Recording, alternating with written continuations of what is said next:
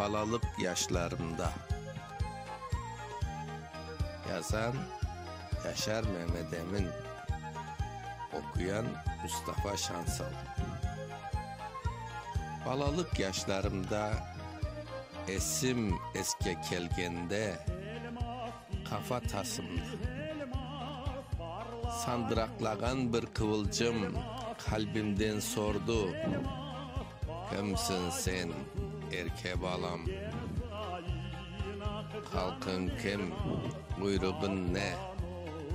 Cevap ver almadım. Bardım tezmen babama. Kim men aytsım ağa. Oturgan mahallemizde başka alemler de var. Bunun esrarı kayda.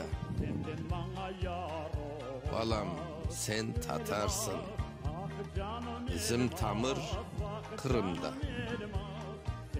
Biz mında tuğgan bolsak da ecdatlarımız anda.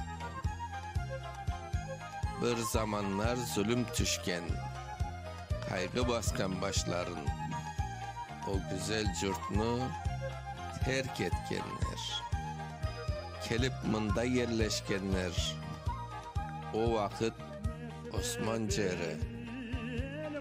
Tarih şunday devirlengen, Volgamız Romanyalı. Uyruğumuz şimdi Romen, ama özümüz Tatar.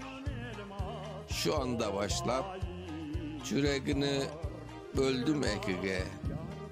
Yarısı mında yaşay, yarısı Kırım karay.